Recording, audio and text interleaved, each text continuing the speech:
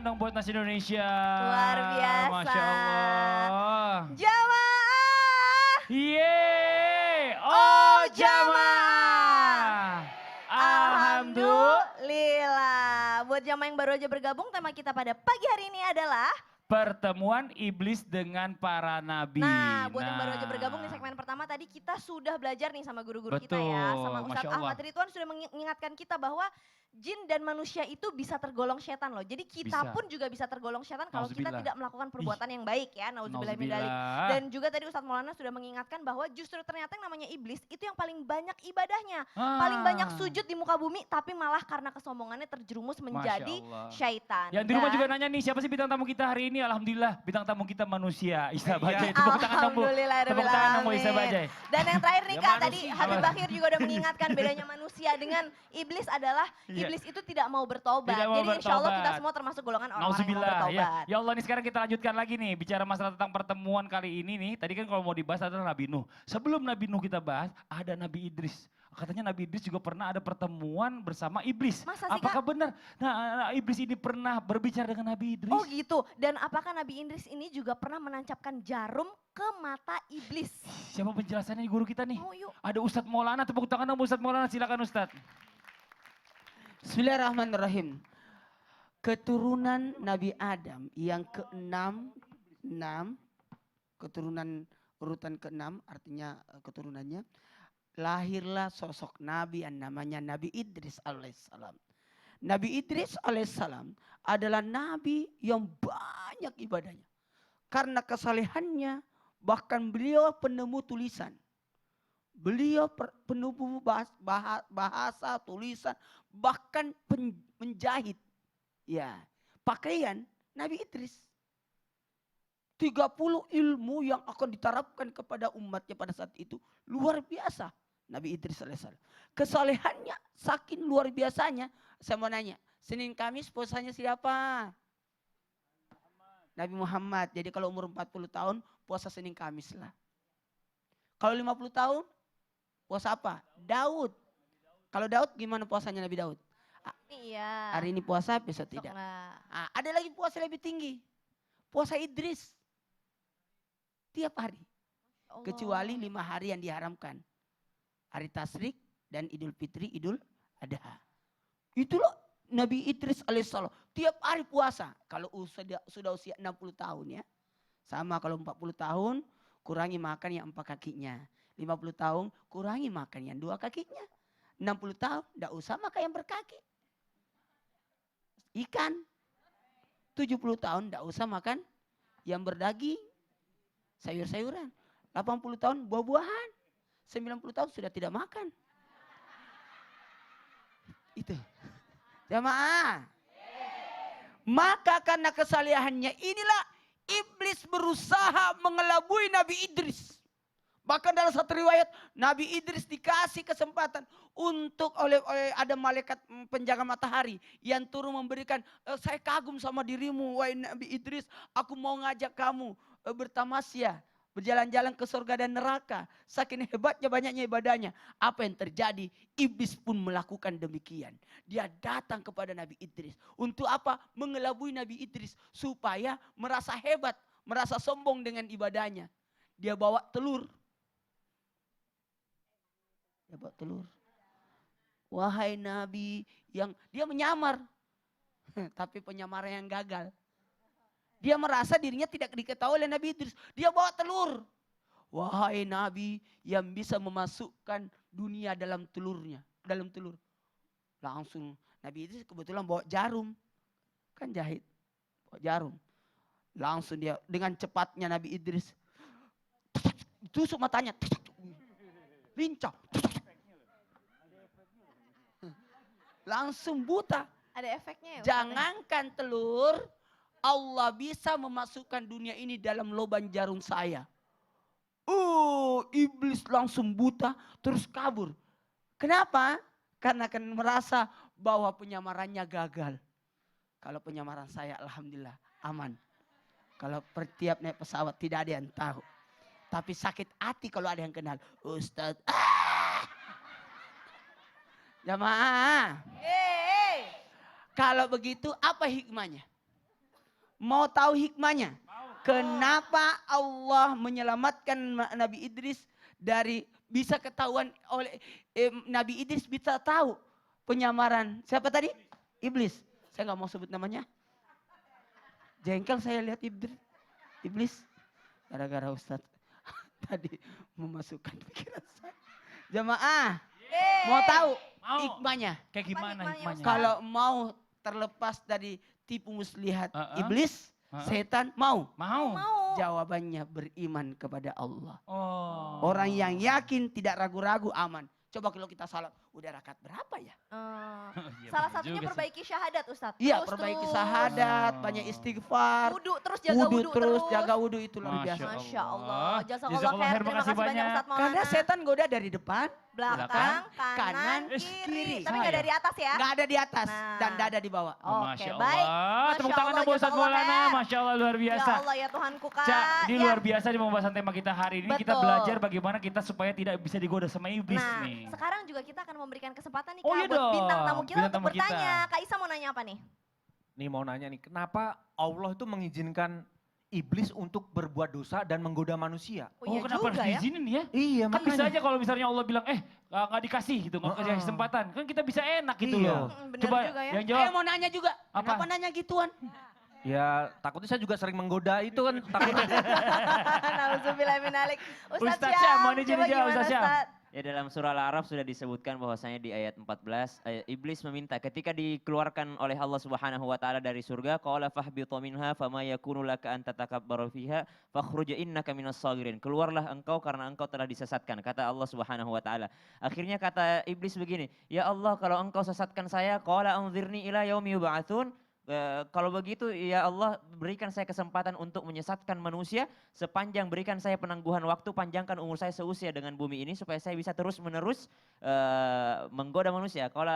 Qala innaka minal munzarin. Kata Allah, iya kamu diizinkan untuk menggoda manusia. Satu hikmah dari salah satu hikmahnya adalah coba lihat iblis aja nih yang paling durhaka kepada Allah masih mengakui Allah sebagai Tuhan karena masih berdoa sama Allah. Ya udah ya Allah, kalau gitu permintaan terakhir saya izinkan saya menggoda manusia. Sekarang banyak orang di atasnya iblis karena tidak mau lagi menyembah Allah. Iya, Iblis tidak saja mengenal. masih meminta kepada Allah Subhanahu wa taala karena Allah iblis tahu Allah itu pasti ngasih apa yang saya inginkan. Oh, Masya Allah.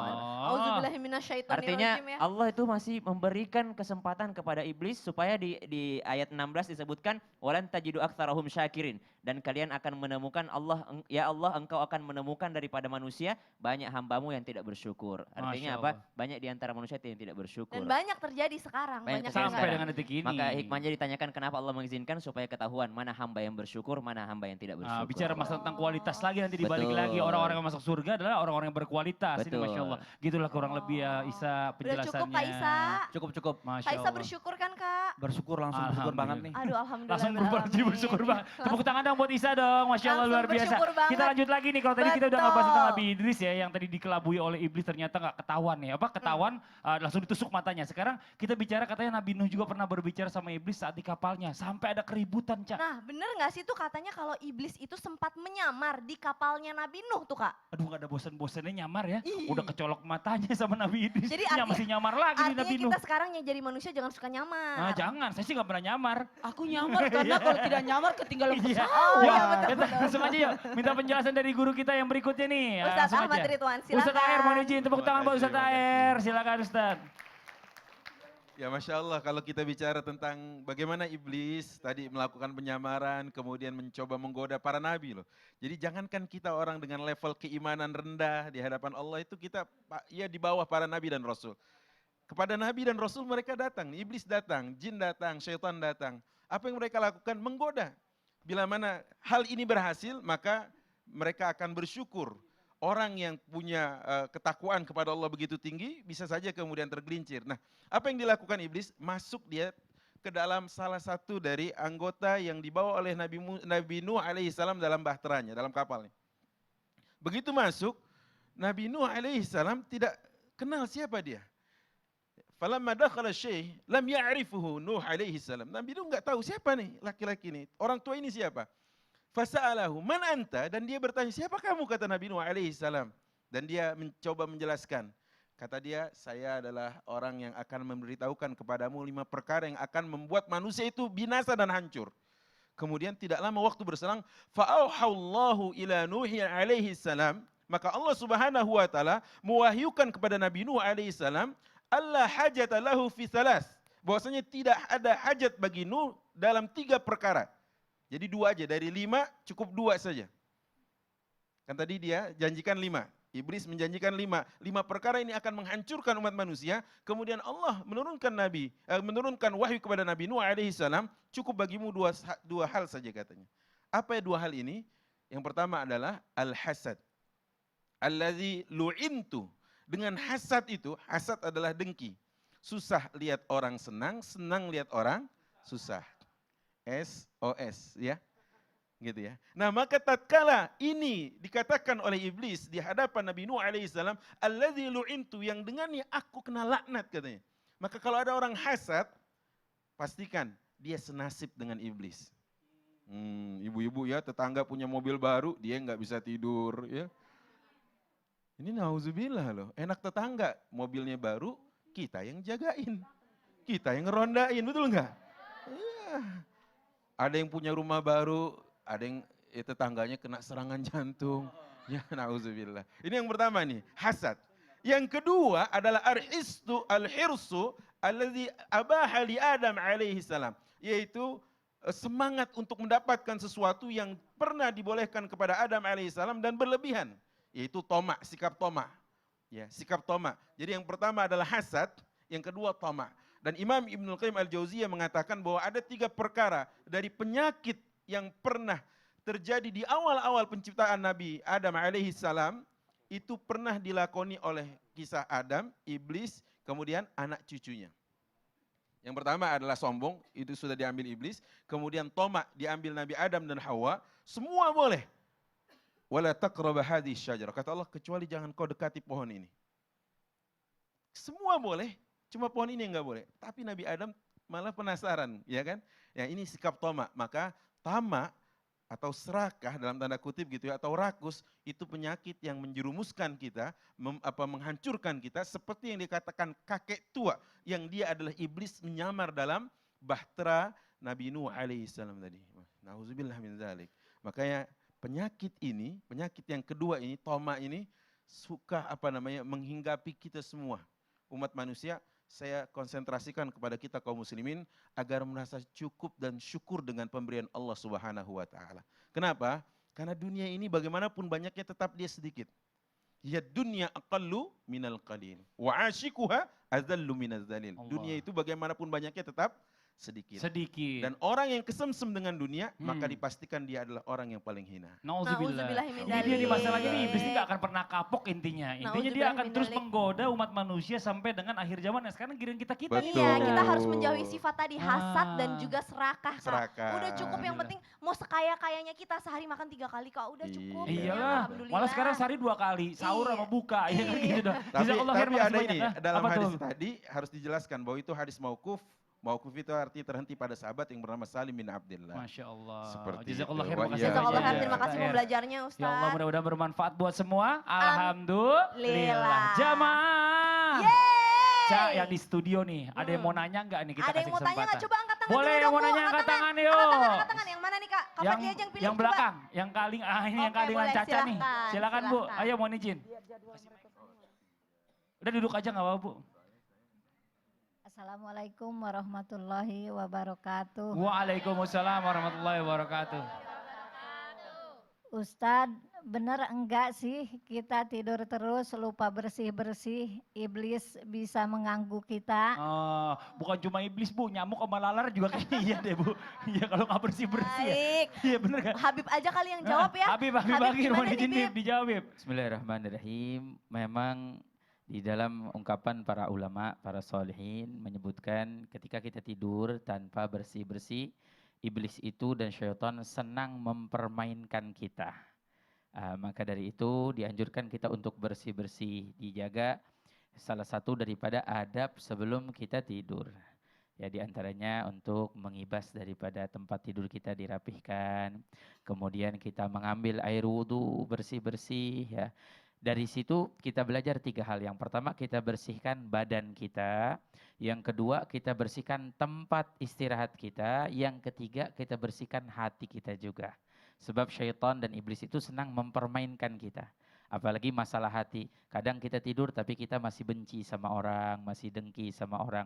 Imam Syafi'i kalau mau tidur beliau bilang, kalau saya ada orang punya salah dengan saya maafkan sebelum saya memejamkan mata. Sebab iblis itu senang mempermainkan kita. Kedua juga dianjurkan kita untuk sholat malam sebelum tidur. Atau bangun tidur dan kita untuk sholat malam. Sebab dalam satu hadis Nabi SAW, orang yang tidur sepanjang malam sampai larut subuh tanpa sholat malam, kata Nabi SAW, bala syaitan fi udhunih. Syaitan itu, mohon maaf, pipis di telinganya orang tersebut. Jadi iblis pipis di telinga orang tersebut. Wallahu a'lam. Bu, Udah tuh, cukup, Bu. Dengar ya Bu ya. Jelas Bu. Makasih. Assalamualaikum warahmatullahi wabarakatuh. Waalaikumsalam warahmatullahi wabarakatuh. Tepuk tangan dong buat Ibu ini. Luar biasa. Ibu pace-nya agak lambat ya. Agak lambat, nggak Agak apa-apa. makan durasi katanya. Iya. Karena Nggak apa-apa. takut. Karena lagi ngomongin iblis, nanti takut didatengin. Iya, betul. Ini buat jamaah yang ada di rumah jangan kemana-mana. Setelah ini kita akan lanjutkan lagi. Kita akan mendengarkan ada murotal Al-Quran yang dibawakan oleh guru kita Ustadz Syam ya. Di surah Al-Hijr, benar Ustadz Syam? Al-Hijr insyaallah ayat 39 sampai dengan ayat 42. Pembahasannya masih sama tentang iblis. Masya Allah. Dipersiapkan Al-Qur'annya, jadi jangan kemana-mana, tetap di Islam itu indah. Jamaah. Yeay, Oh jamaah. Alhamdulillah.